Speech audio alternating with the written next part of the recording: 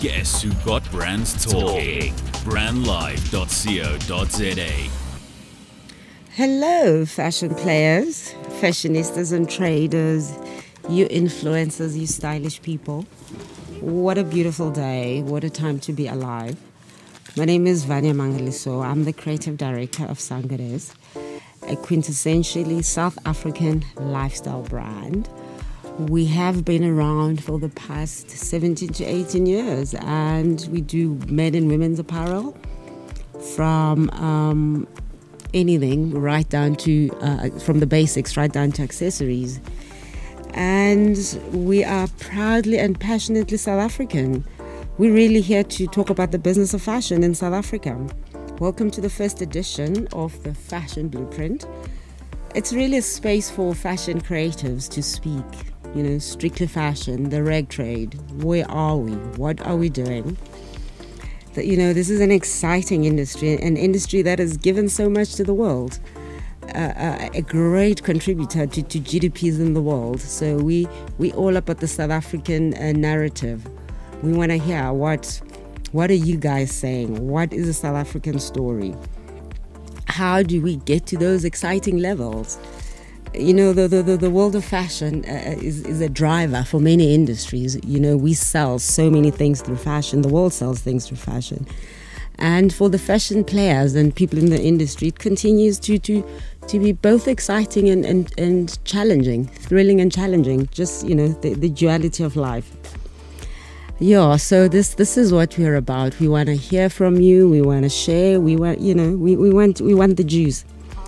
I'm not alone today. I am with our capable team. Thank you for the great support from Brand Live. We've got our capable engineers, Koketso and Andy Pay. What's up, guys? And of course, with my partner in crime, my better half, and a contributor, content producer, Thando Mangaliso. Good afternoon to all the listeners. What a wonderful day to be here, a beautiful day outside. And I think more importantly, just to be able to chat about the business of fashion. There's so many exciting things happening in fashion, and how are we able to capitalize and make the most of these opportunities that present themselves. So our idea is to share, our idea is to learn, our idea is to co-create and collaborate. Fashion is a global platform, and the question that we are asking now, and what we're going to basically be unpacking, is how does South Africa fit into this global platform, and where are we going to, and what are our ambitions as South Africa? Sure. So today's show is really about the state of fashion today. Where are we? What is South African fashion all about today? Who gets to define it? Where are you as an individual business or brand, and how far have you come? What is next? So I think it's a good idea just to look at fashion in the last 10 years. How has fashion actually evolved over the last 10 years? Well, it's always good to start in the beginning, because we're really about unlocking the opportunities. We one of the most things that is underwhelming in fashion is that we don't get to celebrate our successes enough. And one of the things that we want to be talking about, which was also a great emphasis at the last night's National Business Awards, was the celebration of failures. Because failure often represents where the opportunities lie. It's one thing to celebrate success, because success has to be cloned. We need to replicate it. So let me get you right. You're saying that celebrating failure as? Well, as we're saying that failure, for any creator and innovator, people, if you have failed at doing something, what it means is you took a risk. You tried to do something that maybe didn't go right then, or maybe the time wasn't right. But however, the fact that you are tempted to do something, lots of lessons that come out of things like that. So this is what we want to hear about, like in fashion, like what are you doing? How are you doing it? What is exciting you? What is your brand about? We're really about celebrating and building brands and elevating brands. And if you go to the basics, what is a brand? Yeah, that's what I wanted to talk about in terms of people are always going, I'm a brand this brand, that's brand. Let's unpack the word brand. What is a brand? Well, a brand is really a promise that you give to your clients, to your audience, that this is what I stand for. It's your integrity. You can... my experience in the industry is that you can lose money. Money comes and goes, but one thing you can never let go of, it's your brand. It's your integrity, that brand, that thing, that the DNA, what makes you, what unique offering are you bringing to the world? That's what a brand is. Well, I suppose that's what a successful brand, one of the typical characteristics of a successful brand is, what are the unique what are you offering that nobody else is offering? Why must I come to you as opposed to the next one? Right. And we are obviously in a world where we assume that quality is not an issue. I'm sure we'll get to a world where quality is not an issue. Quality and price are not an issue. Then what? What are you giving? What is your offering? Now, with all the excitement that is happening in fashion, are the businesses in fashion, are they actually sustainable? Well, what's really exciting is the fact that this week, it's Global Entrepreneurship Week, meaning once a year, the whole world stops to celebrate entrepreneurs all across the world. And very grateful to CEDA, which is a small enterprise development agency in Gauteng that hosted a whole lot of events last week. And I'll tell you why. Why it's significant. What's significant about Global Entrepreneurship Week is that this is where growth lies. If you think that SMMEs, which are small to medium enterprises, yes, they account for more than 50% of global employment. Wow. You look at global trends. Corporates are not growing. Corporate employment is not growing that fast. So if we're really looking to unlock opportunities, we need to nurture our SMMEs. And also, what's exciting is that South Africa got the opportunity to host it last year, and which says a lot about the fact that South Africa is on the cusp. South Africa is right there. We are so well poised. So you're saying basically that if you look at the 30 to 40% of people unemployed, government can only do so much, corporates are not growing as fast, and the key lies in small business enterprises. Definitely, in us growing those brands, and specifically in the case of fashion, just a bit of background. Fashion is in the top 5 industry that employs the most people in the world. Yes. It tells you something, and the reason it is important in the South African context to clarify that and emphasize it is we're also trying to build careers. We are also trying for us to make it, we need all the stakeholders to cooperate. And when I say careers and I say stakeholders, I'm even talking about the parents. The fact that if your child wants to go into fashion, you as a parent must have the comfort and the knowledge that your child will be able to earn a living. So what tends to happen these days when kids say they want to go into fashion, the first thing that people think of is, oh God, my child will starve. Because they don't know the successes, they don't understand this world. And it is quite a serious industry for anyone out there who doubts it. But I would imagine right now we are speaking to the converted. But just in case, we need to, as fashion players, we need to spread the word. It is our responsibility to go out there and share kindly, not arrogantly. It's not about us imposing our world to the people. It's about making them understand. And understanding that there are careers in fashion, not only making clothes, but everything that goes around it. Oh, yeah. If you think of your fabrics, your haberdashery, your distribution, your licensing. Of course. It's one thing to have a small studio, but you think of manufacturing of clothes or manufacturing of T-shirts on a very large scale to the mass market. Basically, what we're saying is, fashion is such the value chain of fashion. It's an incredible one. You can become a fashion player without actually ever sewing a stitch of anything, without ever sewing a single stitch.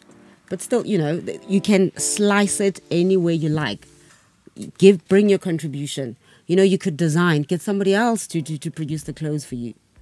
Or you could be the stylist. When we talk the fashion value chain, as identified obviously by I also represent the Gauteng Fashion Council.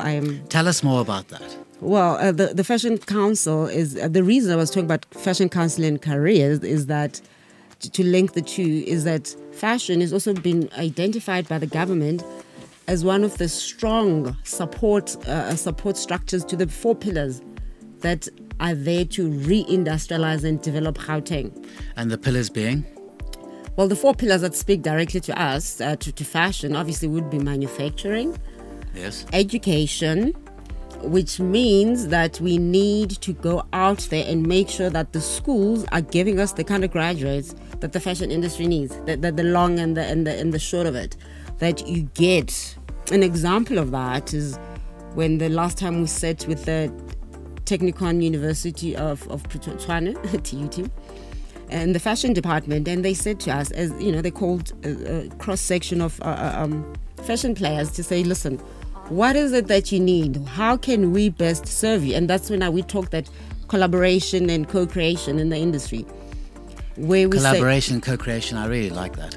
So where it's about how do we, how do they as educators prepare the kids that are coming out of school for the industry? Then the industry, how do you do that? By asking the industry, like, what do you need? Right. And often this conversation happens on different levels so that the end product is what is needed. And so it is exciting. We'll talk about those pillars again when we continue. So far we mentioned 2, manufacturing and education, but there's also market access and design and innovation. We'll continue. Thank you very much. Brand Live Radio, building brands and sustaining them as well. brandlive.co.za. Have you ever thought about the power of social media? Social media has the power to make your business grow. Yeah. Why don't you let us manage your social media? Because our business is to see your business grow. Visit us at www.bstownmedia.co.za. You're listening to brandlive.co.za. Hey, welcome back to The Fashion Blueprint on brandlive.co.za. Love that tune by Kennedy Green. It's called No Friend Okay. The irony. Yes, welcome back to the topic. Just before the break, we were talking about the 4 pillars. And just to give a bit of context, the reason we're talking about the 4 pillars of the Gauteng Fashion Council in relation to the industry's contribution to our Gauteng economy, and in turn, how it affects your livelihood, my livelihood, the people around us. Because the thing about creativity is that, being creative is one thing, or working in a creative industry. It is quite another to sustain your creativity, to sustain it to levels where it can sustain you and others. I think being creative for the sake of being creative is great, for the love of it. However, I think we do need creativity that impacts. It's better if it impacts other lives positively. So we spoke about the 4 pillars, and because remember, at the end of the day, we're really about sustainability. And so the 2 other pillars were market access, where you actually sell, and design and innovation. So market access is basically, now that you've built this product, how do you now convert it into money? Where do you go? What do you do? Brand innovation, we start to talk about your disruptors, the digital age. How is technology impacting fashion today? Well, you think of when we started 17 years ago, media and getting out to people was very difficult in that they were the only traditional platforms of media. You'd have to call a journalist. You'd have to call a journalist. You might even have to bribe a journalist to get your thing into a newspaper or a magazine. But I think now with Facebook, Instagram, Twitter, Snapchat, the possibilities are endless. But in saying that, people need to be very careful in terms of how they communicate the message, what the message is about, and the consistency in that message. From your point of view, how has social media impacted the young fashion entrepreneur? Well, I think the one of the most exciting things for starters, it's the fact that it's almost cost-free. You know, you reach audiences that you would never have reached before. You are sitting in Johannesburg at 10 o'clock, you put a post, somebody else is just waking up in America, somebody else is about to go to sleep in Japan, and they're giving you real-time feedback. And I think that that's priceless. And also that direct contact, which is also one of the things that I have learned as a trader, as a retailer, as well, I like to think of myself as a fashion solutions provider. Like an engineer provides structural solutions. Okay, you heard it here first from Vanya Mangalisa herself, a fashion solution provider. Lovely. So basically, as in people come with challenges of fashion, and whether it's a fit, whether it's a price, whatever it is, it's the business. Then my job is to design the solution appropriately, and therefore, in that context, it is that's what if you think of yourself as somebody who is providing solutions, then it makes your role a little bit more clearly defined. So when it comes to technological applications, it's amazing the fact that you don't have to pay for half the things that you'd have. With apps, you can sit there and what do you call it? Design things that were not possible before. So we're talking also like that research, yes, like the fact that you put something online, the feedback that people give you, that's priceless. That's free market research. The comments, I mean, people don't always think of it like that, but that's very precious. Because people also are not obliged. They're just giving it. So as much as these platforms are free, do we not run the danger of people not being as responsive to young designers? And that everyone and their mother can just basically post whatever. And is that not going to be a challenge going forward? Well, we'd love to hear from the people out there. How are they responding to social media? We can only share from our experiences, where I can say that social media has changed the way we do business, not just from an exposure point of view, from a contact, or from a research, from a turnover point of view, in the sense that I post a picture, somebody will quickly send me a message and be like, I like that. How much is it? How do I get it? A deal is done in 5 minutes. From the comfort of my own home. Whereas, we've been retailing. Sangores has been around for the past 17 years as a retail brand. So we know the limitations of only making money between 9 when the mall's open to, well, if you're lucky, 7 p.m. And if you're lucky, maybe like Gateway, then the mall opens later. But basically, you have those hours where it's all dead. The machines are standing still. Well, to any operator, you know what that means. Meanwhile, the bills are ticking. So these are the things that entrepreneurs need to think about when it comes to technology, that leverage. How do you leverage technology to maximize what you're doing, maximize profits? Because at the end of the day, we want to sustain your creativity, not just creativity for the sake of it. Okay, we live in a globalized world. Everyone is always going on about globalization, China, the threat of cheap imports into South Africa. From where we are looking, that is not going to change. So how does the young fashion entrepreneur, navigate his way through, cheap cut prices, mass marketing, when, they're very limited in what they're doing in terms of they're young, they're inexperienced, but they want to get onto this platform? Well, you're not going to have like a silver bullet, like a one-shot solution to the thing. I think it starts with you defining your role in the world. What are you offering? How do you can't wish China away, or globalization. I think it works both ways. The same way we want our products out there in the world, we must accept that the products are coming in. Even when you take the controversial problem of H&M, Zara killing local markets, well, there's another side to the story. There's always 3 sides to every story. There's that side and this side, and then there's the truth. And one of the sides to the story is that those companies, they provide employment to locals. They come into our shores and want to do business with us. then they ask, which means we have a way of leveraging those relationships. You know, there's a way of working together with these multinationals. And when it comes to our local chain stores, I also think, you know, the more we talk and collaborate, they have an advantage that the internationals don't have: the access to local design. I mean, like one of my favorite people in the industry is the head of Adcon, Bernie Brooks, who's an Australian guy, who's excited about. He's very excited about local fashion. He's always saying we're the next Vivienne Westwood, which is quite a nice association and how can I say, inspiration to the young designers. That's how he sees it. And I think the fact that he understands or